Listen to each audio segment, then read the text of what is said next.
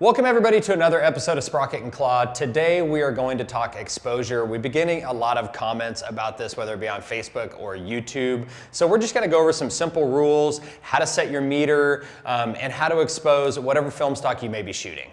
All right, when you're shooting film, you're gonna wanna invest in a light meter. There's not a monitor that's telling you how to expose your image. I've used this same light meter for about 15 years, so your investment will last a really long time. Let's go ahead and get into setting this up for the film stock that we're shooting today. Today we're shooting some Kodak Vision 350D in a 50-foot Super 8 cartridge, and so we're gonna wanna set our light meter up to match the film stock that we're shooting. Currently we're at 800, we've been shooting digital apparently. We're going to set our ISO to 50 ISO to match the box speed over here. And then this is a cinema mode in this light meter, so we're shooting 24 frames per second. You can affect that as well. Today we're gonna be shooting 24, so we're gonna leave it there. And then as we meter the light, we're gonna get our exposure set in aperture. So we just got some flowers kind of set up here, or cactuses, whatever they are. We're in a greenhouse that we had access to. It's freezing outside and it's really nice in here. So the light is pleasing as well. But on the shadow side here, we're looking at a 4-5-6 split. And on the sun side, we are at an 11-16 split. That is a 3-stop difference. And the beautiful thing about our shadow side here, which is what we're going to expose to, is I don't feel the need to overexpose a whole lot because this whole entire room is made of glass. There's a lot of ambient light, so we are at a 4-5-6 split almost all throughout this room looking away from the sun. So what I'm gonna do is I'm gonna set my exposure myself. I never, ever, ever let any camera choose exposure for me. It's a lot like autofocus on modern cameras. Like, how does it know what I want it to focus on? So this camera, if we set it up right here, it's going to expose to all of this sun out here. And we don't want to do that. We want to expose to the shadow side.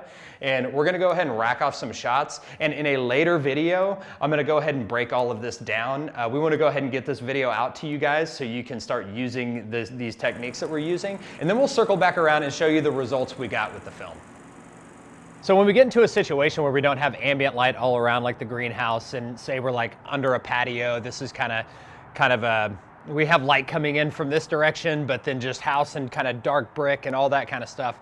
I'm gonna meter here. We're gonna use this coffee mug as our subject because we don't have any models today. But we're looking at a 4 straight up coming from the light side. And we have on our shadow side, we're almost at a 2. So what I would do here, if I'm gonna shoot this way, we have just a brick wall over here that I'm gonna shoot towards. I'm actually gonna open up. Let's say I'm at a 4 here. I'm probably gonna shoot somewhere around a 2-2-8 split, which would be a full stop and a half overexposed. Like I said, the highlights will hold. What we're looking to do here is dig into the shadows and make sure that we have a nice exposed image that's not gonna be super grainy as we're trying to lift those shadows up to get detail. All right, so I'm gonna manually set the camera to a 2-2-8 split here. I'll roll a few feet so we can show you guys at some point.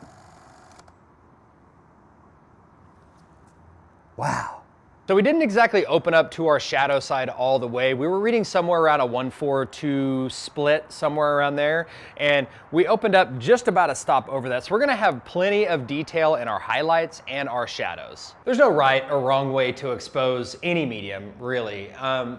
It's your decision as a filmmaker to overexpose something or underexpose something, but really what we're looking today is getting the best possible image out of the box speed of your film. So if you're shooting 500T film or if you're shooting 50D film, how can you make the best of that grain structure?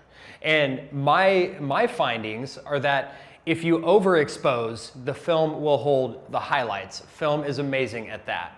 So if you overexpose by a stop or two, you're always gonna be pleasantly surprised at how well the highlights held and how beautiful the grain is from the shadow. So you may have noticed that we've started a new series called Uncut, and we're still working through this format. We shoot a lot of film, and we want to be able to bring that to you on the channel. Right now, I'm just sitting down and commentating the filtration, the film stock, the cameras we've used.